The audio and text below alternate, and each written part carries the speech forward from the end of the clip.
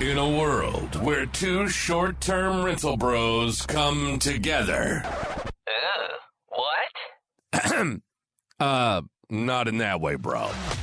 There's a podcast of truly epic proportions where we talk about all things short-term rental and shoot the shit along the way. Welcome to the Co-Host Bros Podcast. Here are your hosts, Matt Codd and Austin Spitz.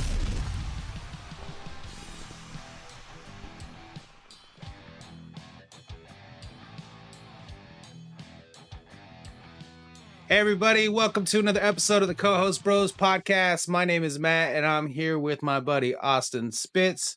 And our special guest today is another Matt. We got Matthew.metros here with CS Outsource. What's going on, Matt? Hey everybody. Calling here. in from Spain. Is that where you are right now? Is that what you told me? Oh yeah, I came out here for a conference in Barcelona. It was 3 days, and then I decided to come out to Sevilla, Spain, and then I kind of got stuck here a little bit. All right. Went on a date, and then it turned into many more dates, and I keep extending. But I am coming back. I'm gonna go out to the Real Estate Robins. They have a conference in Denver, and then there's IMN in Austin. And then STR Nation in LA. Yeah. And then I'll probably cap it off at that for the summer, and then enjoy it back home. Are you getting booths at these places, or are you just going to go out there and network? And Yeah, silent assassin method. Kind of just go out there. And then I find that you can meet people a little bit more organically when you don't have the booth, because you're like literally sitting with them, right? And then like you're having a casual conversation with a friend that just says, hey, this is the guy that does these things. And it's been it works, and it's been really good for me, and I feel like why change a good thing? Awesome. So basically you run an outsourcing business of VAs to helping people with all things short-term rental. I'm assuming you do other things as well with that. What got you started doing that? And how many VAs do you have running right now? Yeah, so it started back in COVID time, right? Office shuts down in New York City. I moved to Puerto Rico, and then I'm one of those people that was on the Bigger Pockets podcast and reading like Rich Dad, Poor Dad. And I go down the real estate wormhole. So I reach out to one of the people on the podcast for Bigger Pockets, and I said, like, listen, like I'm a software engineer. So like, listen, I can help you build out a CRM and, whatever else you need in exchange for, like, how do I get started? How do I actually like do this real estate stuff? And her name is Lee Ripna, very, very nice person. And, she said, listen, like, here are your options on where you can invest. And one of them was San Antonio. So I, got a flight, moved to San Antonio, got a short-term rental. It was like as sporadic as it sounds, was exactly how I approached it. Nothing went well. Just the renovation didn't go well. Some guy took money from me. The project ended up taking 2 years to get done. But eventually it got done, and I start managing my property, and I start managing other people's properties, and I'm outsourcing all the work in our office in Lahore, Pakistan. And we're an outsourced first model, and we just, dispatch vendors as needed, cleaners, handymen, whatever, whoever I networked in the area with. And we grow it out to like Austin and North Carolina, California. And I'm like, oh, wow, like this thing works. Of course, like you have your problems, like any property management company. And we had about like 30 under management. And eventually over time, like just through networking, other people were like interested in just, having a virtual assistant with us, someone that could help with the customer service, guest communications, handling the night shift, ordering inventory and supplies, onboarding new listings, listing optimizations, disputing negative reviews, the claims process, right? So there's just so many of the day-to-day operational things we started helping out other operators with. And then over time, they started asking for like, hey, do you have someone that can help with social media, graphic designer, direct booking websites, um, and or video editing? So we built out more of an agency model there because with marketing, it actually requires like all these different skill sets. Like graphic designer is very different than someone that's going to run your Facebook and Google ads, right? Or someone who understands copywriting versus video editing. So and for the most part, like generally, property managers didn't have a need for like a full-time marketing person anyway. So we started that agency model there. And then they started asking for bookkeeping support. So someone to help with owner statements and trust accounting and reconciling the accounts and payroll. So we started, more of a monthly retainer agency model there as well. And we also do sales. We have really good salespeople for some clients as well in the industry. That's awesome. Yeah, I know Okay. somebody who uses you, Yeah. so you have Oh, some that's good. stellar I hope they reviews. have good No, things they to do. say. They do. Go ahead. Go ahead, That's nice. Austin. Yeah. No, I was gonna say, so what so is your your ideal services kind of, you have VAs in place that do, is there one scenario, is there one kind of avenue of short-term rental management that you do, like operations, or you mentioned marketing? So is y'all's kind of like an a la carte service where you can do every aspect of the short-term rental management business, or do y'all specifically specialize in one thing? Yeah. So as for like an industry perspective, we definitely started off with STRs. And we've now become like a one-stop shop where like, you need guest communication, someone to handle the front desk, or if you need bookkeeping support, you can come to us. But over time, what I've come to realize is like, I run into other people whose businesses are centered around real estate. It could be a franchise that does dog grooming. It could be, um, a plumbing company. It could be a roofing company, a contractor, whatever it may be.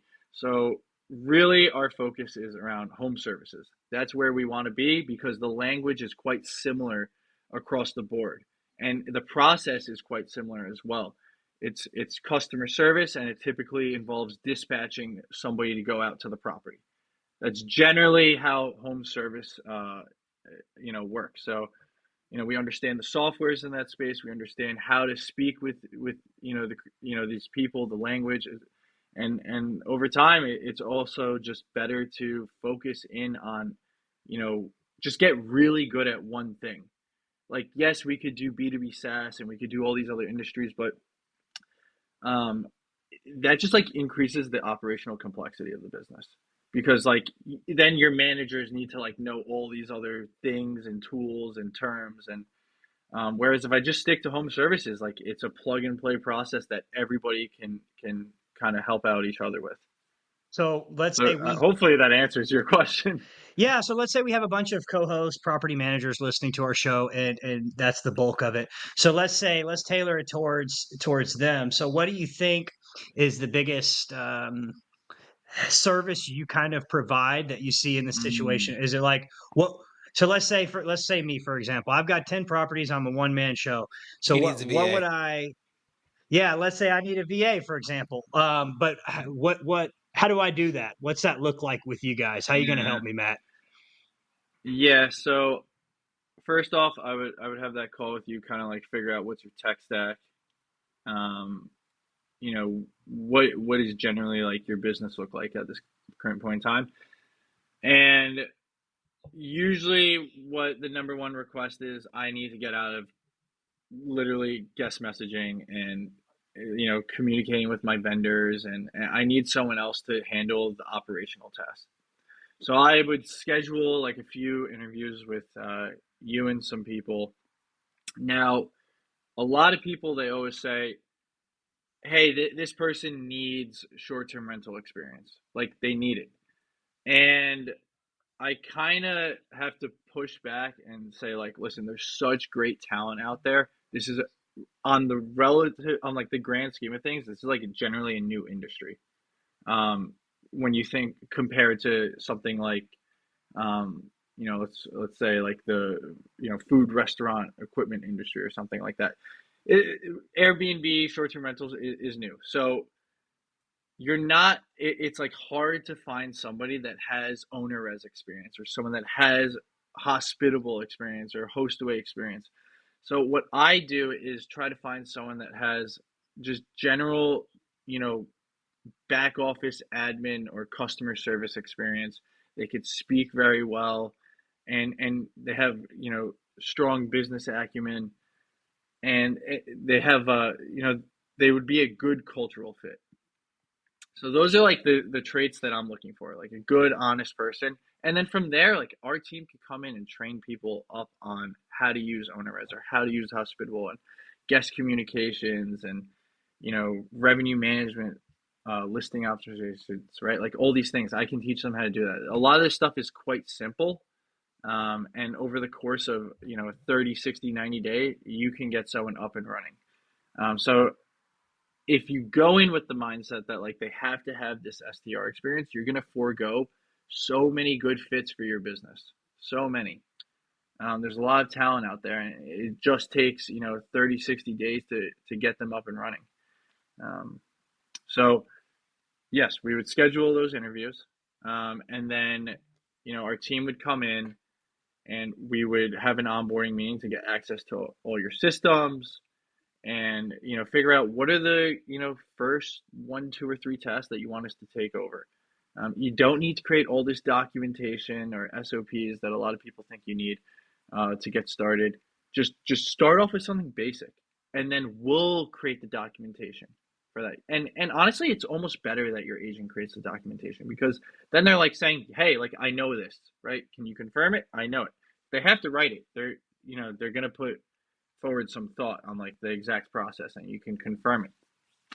So then you start off with like 1 or 2 or 3 tasks, and we're meeting regularly and saying like, hey, or am I up to the mark yet? And once you're up to the mark on that task, great, add another one and stack it up like pancakes. And then over the course of that 30, 60, 90 days, like you're gonna have a ton of tasks that you've offloaded. And then what I tell operators is like, hey, now that you're out of operations, like you gotta, just focus on sales and the branding and really hit that hard. You gotta start growing the business and, making sure that this thing like really pays off for itself with this newfound time that you have. So that's generally how I think about getting started with somebody new. Yeah. I like the point of what you said of like not necessarily being like, well, they have to have this experience and that experience. I feel like when you're hiring a VA, you're playing the long game anyways. So sacrificing Yeah. somebody with the lack of experience that may, you know, be more responsive, have a better work ethic, more willing to learn, I'm willing to forgo, them not knowing how to use Hospitable, and we, train them how to do that. Versus Yeah. getting a candidate that just because they know Hospitable, but maybe they're, not the most responsive or whatever. So I like that. I'm in the process of hiring a VA now, and I'm kind of going through the setting up the interviews and stuff like that. And yeah, it's a lot of people that don't have necessarily that experience, so it's a Wow. learning thing. You hear this? You like that? You see me He's point? wow. I'm trying to What help you happened? out, man. I mean, I'm trying to help you out.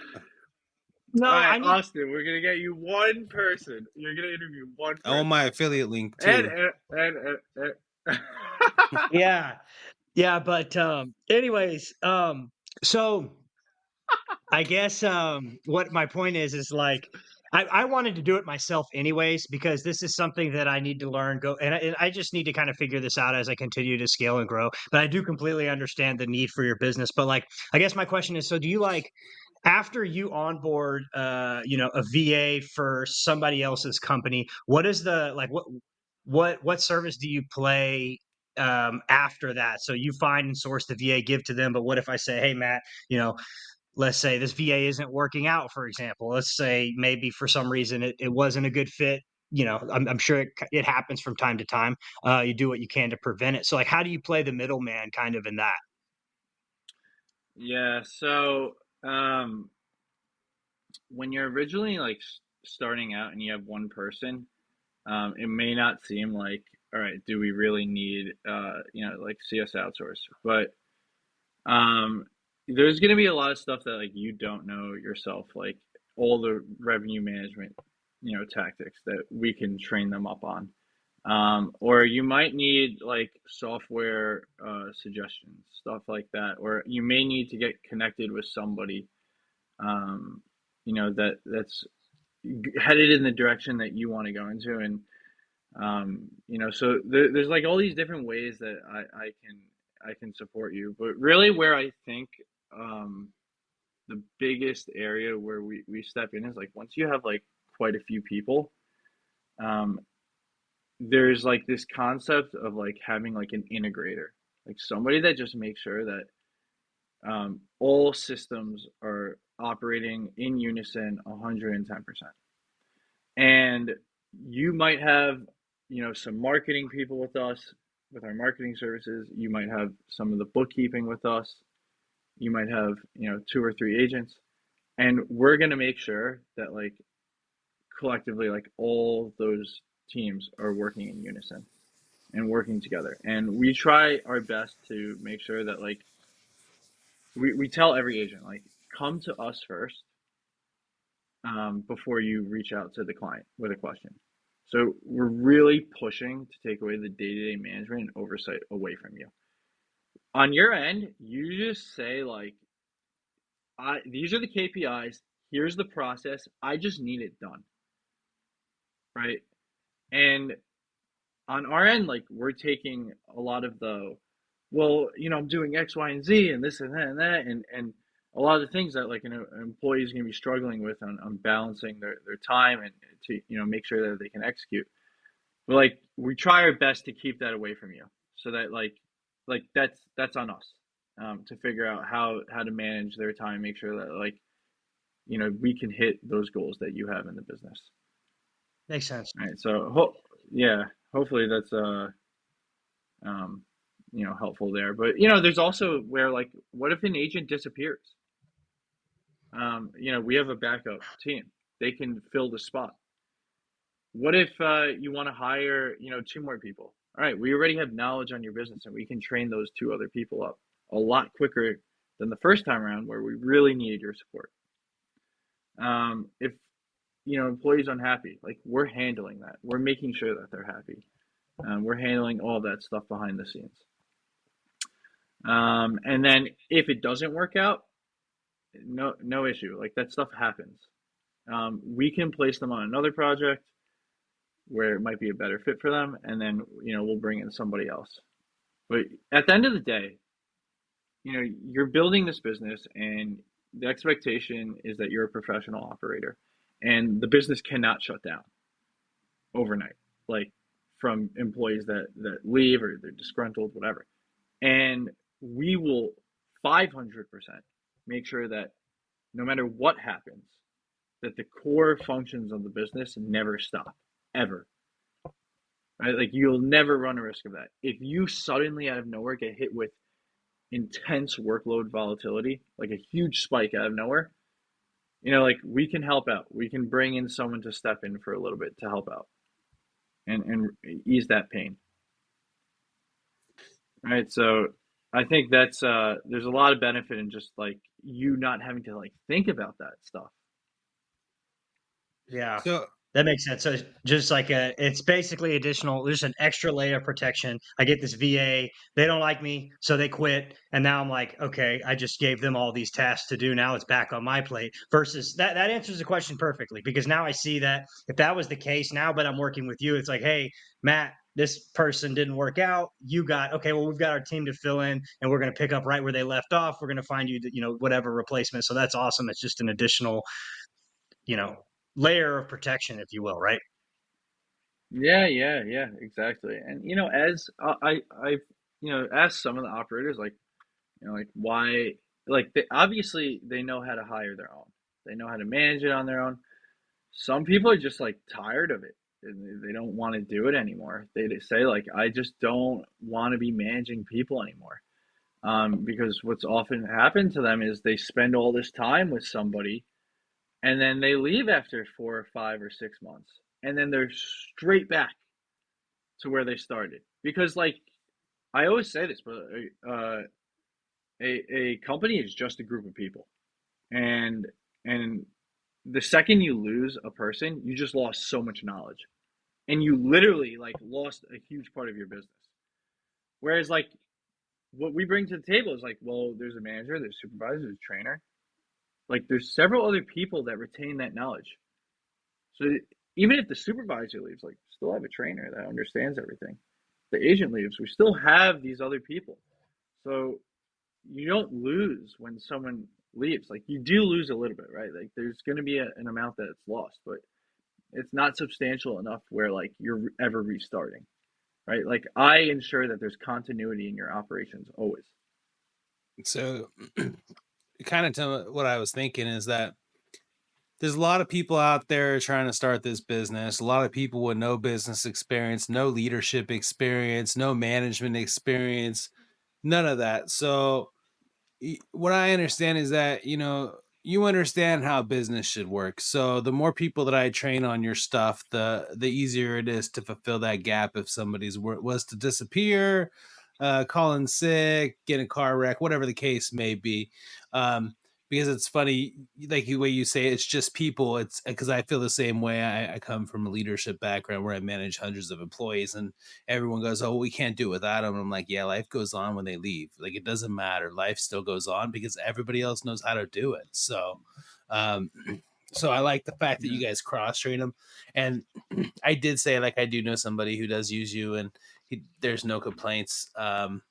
I mean, basically, what he told me, felt like you got the best qualified person for him. They actually used to work for Airbnb, which I think is a good, huge benefit for them. I think that you and Austin should talk offline, though, to help him get a VA or at least help him with his 150 packets he needs to go through. Maybe it's 120 now. I haven't talked to him since yesterday about it. But yeah. Uh, so, have you ever had to not fire a VA, but fire a client? Like, have you ever had to fire somebody from you who went through you? And Well, if you did, I want to know the story. You don't have to name names, but we want to talk about yeah, how yeah, it's not all sunshine and rainbows, right? You're not shitting butterflies here. I mean, you have a tough job. yeah. You have a lot of people to wrangle. You have people in another country, which I mean, my assumption is you don't live in Pakistan, right? You still live in San Antonio, I guess. I don't know. But Yeah. I float around. you I'm float. a digital nomad Oh, for okay. sure. You're For a sure. floater. Yeah. So I feel like this question should be like a staple. It should be asked on every podcast episode. Like, tell us about your story when you fired a client because everyone has one, and we don't name names, but it's Yeah. like we want to hear why because you have to know what you tolerate and what you don't tolerate, and it's just like sometimes it's just like I fired them because of this, and it's like yeah, that makes a lot of sense. Yeah, yeah. So I'm guilty of this, but I will work through all the pain with that client. I'm maybe it's just like, Matt, you're young and you just like want to prove to everyone that like you'll never give up on them. I have that type of personality. So usually it'll cross the point where they're like, this doesn't work. And I'm like, all right, great. You said it, not me. I gave it everything I have. But the ones that do, I would say, so right now we're at, probably a little over 100 clients right now. And we've lost about three or four throughout it all. And when I think back to some of those clients, it's, um, you know, one, I'm not perfect, right? Like things happen. Agent doesn't work out. And then there's lots of frustration when something like that happens. When I'm just starting the business, like you just don't have all your ducks in a row on how to streamline the process and protect clients from certain issues. Whereas like now I have those things, so like a lot of those, past issues like would have never been issues. But I had a really good example is I had one client um, that was looking for some support in their short-term rentals, and they were very unresponsive. And we would reach out with like a question, and then they would respond maybe 6 hours later or 24 hours later. And when you're just starting the relationship with somebody, you really need to be available, because we literally don't know your business. We don't know your how you speak. We don't know the issues with the homes just yet. There's a lot of review that you can do in a PMS and review the conversations on common issues that happen with units. But at the end of the day, like in those early days, we seriously need you to transfer that knowledge over and transfer it over quickly, because this is such a minute by minute business. As soon as a guest reaches out, the expectation is like 30 seconds you have to respond. And there's some tips you can do, like to buy time on the conversation, but at the end of the day, the ones that I see failed, or the communication just wasn't there to make it happen. So I don't think, like, whether it's me or any employee, you need to make yourself available. And if you don't do that, like, you're just going to set up that other person for failure. Then the next area where I think, where we've lost somebody is their expectations right out of the gate were to conquer their entire business very fast. And they want updates almost like every 30 minutes on what are you doing now? This should have taken you 20 minutes. This should have taken you 10 minutes. And those environments become toxic quick. And as soon as you have a toxic environment and somebody is like trying their 200% best effort, and it's never enough for this other person, they're managing you by the minute on like how quickly you should be finishing tasks, absolutely those fail.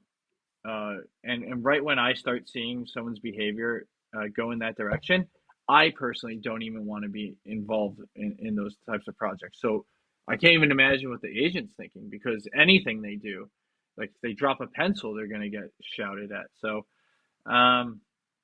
so if I look back at both of those, it's really like, make sure you're communicating in a channel that's like appropriate. Like, I won't do anything that's email or text related.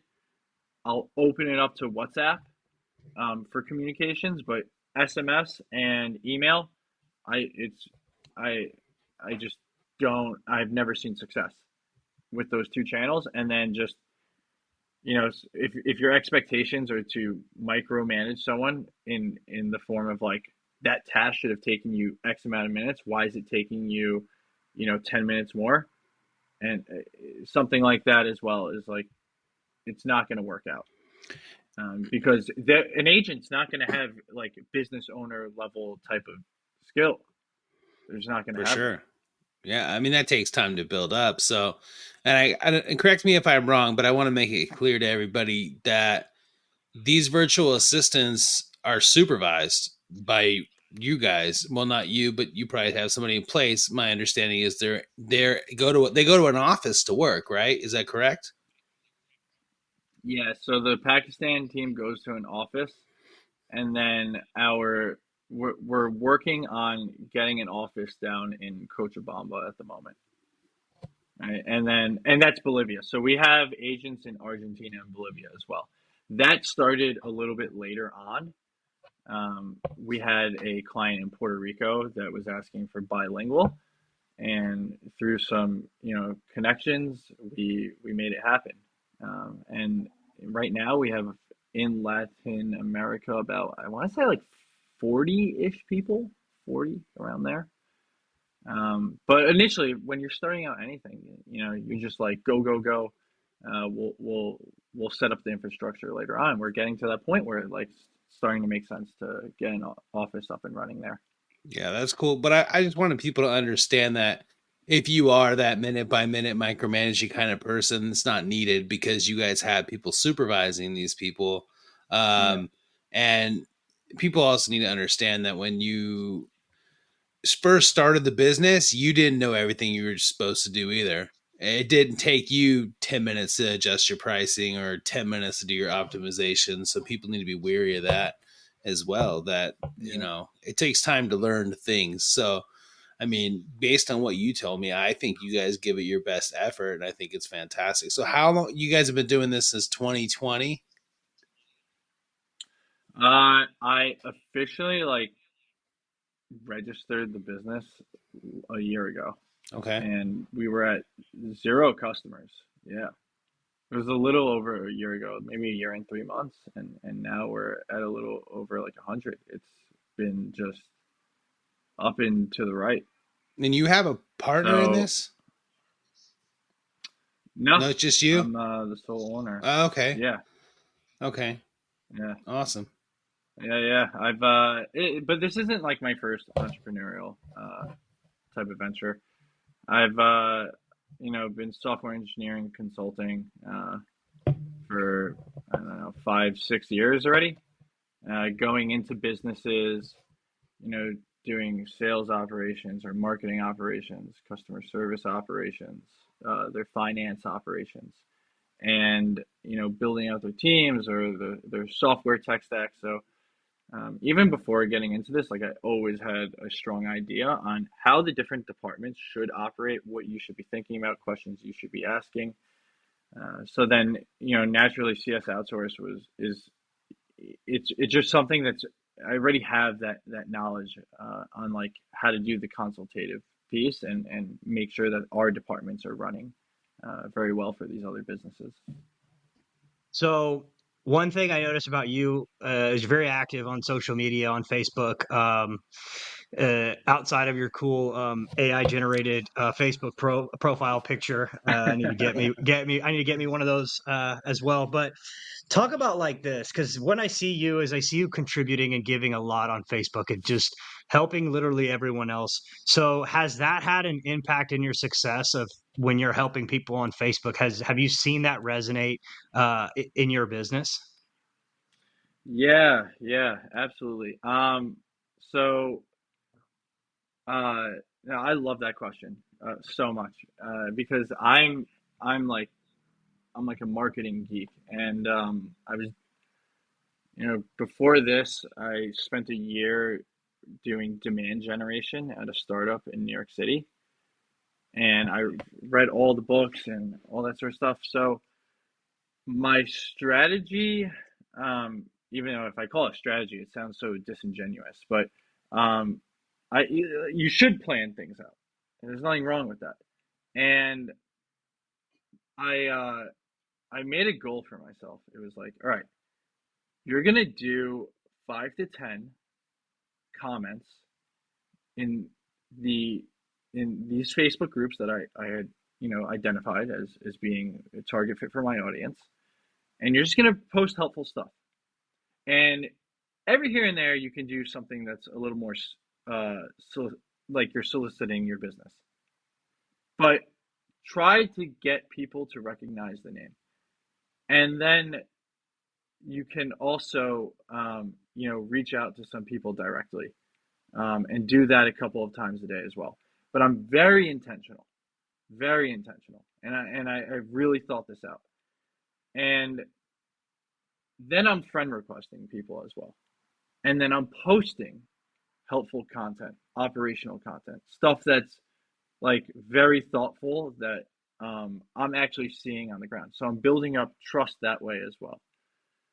And um, then my dad he has a business selling kitchen equipment, and his big thing has always been go to the conferences and meet the people. It's very important to do that. And he was always traveling, and he still travels to this day for it. And I was like, okay, like if I do this uh, digital media stuff, digital marketing, and I layer that on with showing up in person, well, I wonder what like the effects would be there because now I'm like showing up all over. And it's worked out tremendously well for me doing that strategy. So I try my best to just hold to that. No matter what, just do, 5 or 10, help out some people.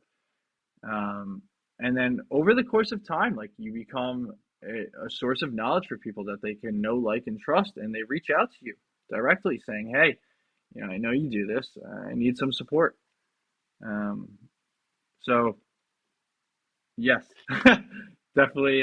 It's meticulous for So sure. I guess I'll tell a story of how I met you. Is that you DM'd me asking me if I needed a VA, and I told you I knew who you were already, and you were surprised. Just because Oh I yeah. see you commenting things all the time and things like that, and that's kind of how we kicked off. And it's kind of funny how things like that work. I do see you going everywhere. I think honestly, I think that your business is probably what people need in the short-term rental space. Um, if you can, maybe in the future we'll need a VA from you that could edit podcasts, create reels, and manage the social media all at one time. And we'll have to discuss that at a later date. But yeah, um, what has been the hardest thing to do starting this business for you? Um. Oh man. I would have to say there's two things. It's a people's business, and people are naturally unpredictable. Um, in shorter time frames, they're unpredictable with how they move, how they think. Over longer periods of time, there's typically a trend that most people follow, right? You get married, you have kids, you go to college, whatever. So the managing, what is it, 85, 90 people, there's always something that happens. Always, always, always. Some And bullshit too. it's it's Yeah. hard. It's really hard. And being able to control your emotions is literally, I swear to God, the hardest thing to do every single day. And I have some methods that I use. Like, I make sure I'm adamant about going to the gym, clear my mind. I always make sure that um, I eat very, very healthy, always making sure that, like, mind and body are like pinnacle to this. If you want to operate at 110%, like, treat yourself that way, and make sure you're getting the correct amount of sleep, all that sort of stuff. It's very important because that's the expectation when people get on a call with me. They want that 110% Matthew.metros. They don't want the guy that's like groggy and can't really think. So, like, it's emotional control. The more I can control my emotions, the better leader I'm going to be. Um, the better content I'm going to put out there. The more when situations happen and you're not freaking out at people and yelling at them, and they see that you're composed and you're able to rally a situation, man, like, not only does the client respect you, and they have so much trust in you, and they look at you as a leader, but your team, like, our team is 22, 23, 24 year olds. They see that and they're like, oh my God, like, this guy he's a really nice dude, like, never shouts at us. And of course, like, I have moments where I've done that earlier on, but over the past, like, 6, 7 months, like, rarely do I ever shout at anybody. And I've just learned that, like, business is gonna have problems. Every business has an error rate, whether it's 10% or 5%. 5% is probably like a healthy error rate, but errors are gonna happen, and it's normal. And you're gonna get negative feedback, and that's normal too. Feedback should not be taken as like, oh my God, we're horrible, we're missing the mark. It's like, no, like, feedback is completely fine. We're humans. We're not always going to be 110% every single moment. It's not possible. But you get feedback. The mark of a good team is when you get that feedback, no one's freaking out. You're just adjusting, and you're getting, the job done. Yeah. Yeah, I Right? think Like, just to piggyback off what you said, I think it's a lot difficult in our industry too, especially from like maybe I'll put it into my perspective as a co-host is you have to play almost the middleman of pleasing the client, but you also got to please the guest, but also stay within your area of operation. So there's so many people that you're kind of in a way answering to. So for you, it would be you have your team, you also have clients, you also have guest communication. So yeah, I mean, I couldn't agree with you. More. So let me ask you this: when starting your business, did you ever were you like, because this is kind of how it worked for me. I was kind of a yes man at the beginning. Just, yes, I'll take this client. Yes, I'll allow you to do this. As time goes on, I feel like this is just the gradual progression of like, you start realizing what you do and what you tolerate and what you don't tolerate. And have you gotten to a point where, uh, you know, you have a set of boundaries of like, this is what we do and this is what we don't do? Did you have to kind of learn that as you went as well, or? Yeah. Um, it's a Let me think on that for a second, because there are some boundaries that, well, we have our ideal clients, right? And I'll start off with that. Like I've identified my ideal client as having, either you're at 7 properties and growing quickly, or you're at like 10 plus. Um, and that's where I start considering you more on the, like, I'm a professional operator type of level. Um, where I I've done some of like the smaller projects, but the economics don't make enough sense where, like, the operator feels that, um, they need someone like me. It's just not at that point.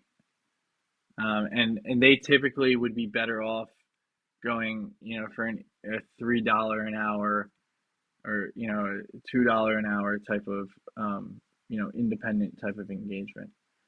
So, when, if someone's just not the right fit, I'll be so blunt about it and not even put myself in those situations. But, when I was, earlier on, I definitely had the urge to, like, want to push it.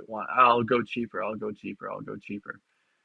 Now there are certain people that their name holds weight, right? So you want them on board and you're willing to make concessions to bring them on board. But, like, I've done that in, some of the, past companies I've worked with, is like, you're gonna have some target logos that you really want to hit, because that's gonna boost the crap out of your brand. If people see that you're working with this person, I mean, that's worth its weight in gold. So just don't even take a margin. Just bring them on board and give them 200% of what you got. But those are, like, generally the only exceptions that I'll make, uh, to bring on someone who's got, like, you know fewer, or they want, a huge break in the price. Yeah, you want those people that have so much social presence that if they say something good about you, you're getting 10 phone calls the same day. I mean, and that's the kind of people you kind of Yeah, breaks for, right? a To get hundred that to percent. happen. I know that we're short on time. I know you said you had to go. I'm assuming in about 6 minutes. Is that right? Yeah, yeah. But, let's see. Maybe I could, Oh, you want to you know. squeeze some stuff in? Yeah. That's cool. I wanted to circle back because I agree with what you said about the people. And I think a lot of people need to understand, like, the number one skill that anybody can learn is to be able to learn people, to navigate people, because there's some people probably out of your 80 people that you could walk over and be like, dude, don't fucking do that. And there might be somebody else who'd be like, look, this is what I need you to do. You're doing a good job, but, and that kind of stuff. And I think that's the number one skill that people can learn is people. And it's obvious to me that you've grown as a leader since you've started this business. So what is the next steps? Like, what are you planning to do? How big are you gonna go? What do you have an end vision? Do you have an end goal? Are you looking at selling, getting that big? Or are you looking at just getting as big as you can until you feel like stopping? Like, what is the end goal for Matthew.metros with this business? Yeah. Man, that's such a good First question. one I I've have done any no idea. episode. Thank you so much. It's I leave him to Austin. um yeah, that's a really good question. Where do I want to go with this? I mean, listen, guys, like I'm literally doing something that is, I'm like following my dreams. Like I couldn't be any more happy doing this. And I'm not just saying that because I'm on a podcast or something. Like I swear to God, this is like I remember being like when I was much younger, saying like my family has this business, and that was like the most important thing. Like really defined our family is having this family business. And I always was like, I want to help out, people start their business, or I want to start a business, or whatever it is. And then now I'm, so then I went to college, and I studied economics, and I studied some computer science, and because I wanted to be able to build, and also I wanted to understand like the business side of the world. And then here I am today, like literally helping companies make a business, helping them do their sales, their marketing, whatever it is. I help them actually make a business, instead of them shutting down because they're overwhelmed, or having to shut down because the economics don't make sense once they start hiring people. Like I can literally help you make a business. I can help so many people. So I mean, if I'm following my dreams, and I'm doing something that just comes so naturally to me, right? Like I like doing this stuff. I wouldn't write these posts if it was like, something I wasn't that interested in. Like the stuff I write is like truly genuine. I go in these rabbit holes because I freaking love it. So as long as like that's the case, I'm just gonna like keep going. Dude, I haven't even thought about that. I'll never sell this. I love it too much. I really do. Um, I don't think I'll ever stop. I really won't. Well, And who knows? Once the doors keep yeah. opening, once you work with one person, then you're like you see a whole other side of the business. And you're like, whoa, whoa, whoa! Like let's learn about that. And if you're just like naturally curious, you never want to stop learning. And I don't ever anticipate myself as being like, uh, someone that wants to retire or anything. I'll never want to do that.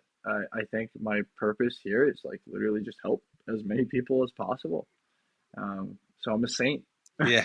Like Andy, it's like Andy Frisella says. He's like, what are you gonna do? What's your exit game? He's like, dude, I don't have an end game. I'm gonna die here. Yeah, exactly, man. That's what I see. It'll never No, stop for me. in all fairness, I had a mentor ask me some very detailed questions, on a phone call a few weeks ago, That was me. describing no, 10 years. And it was like 10 years and this, he was asking me these questions. And I was, to be fair, I didn't have the answer really much, very descriptive to it either. So I'm kind of in the same boat as like getting a little more detailed in like, where do I see myself here or there? What are the numbers? How much money?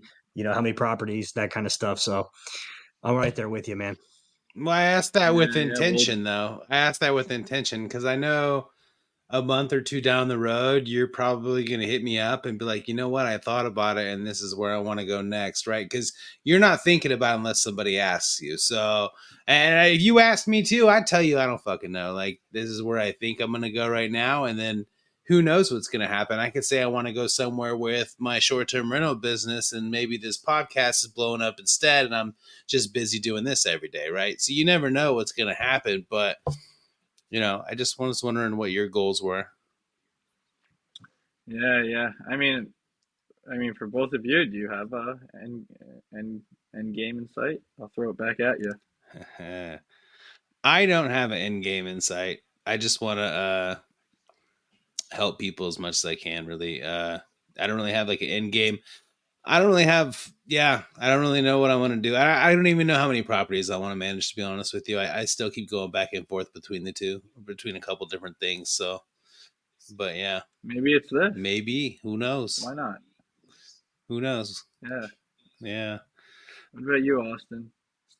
Man, I don't have the detail specific, but I think my end goal is like I think it's aligned with a lot of entrepreneurs. I think it's to build a big business, to make as much money as possible, to either give back or just really leave a legacy on the world, and just using the money that you make when you get rich, because it's great to get rich, but like, what are you going to do? What kind of impact are you going to leave on the world? So I think it's more of like to make money to really help as many people as I possibly can. I think that's really my big vision end goal. I know it's generic, but it's just like that's what it is. So what'll get me to the next level to make more money so I can build this big machine and then help people.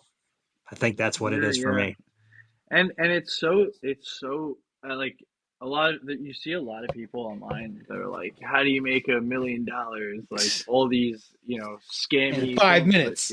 But to me, it's so simple. It's like, dude, the more people you help, the more money you're gonna make.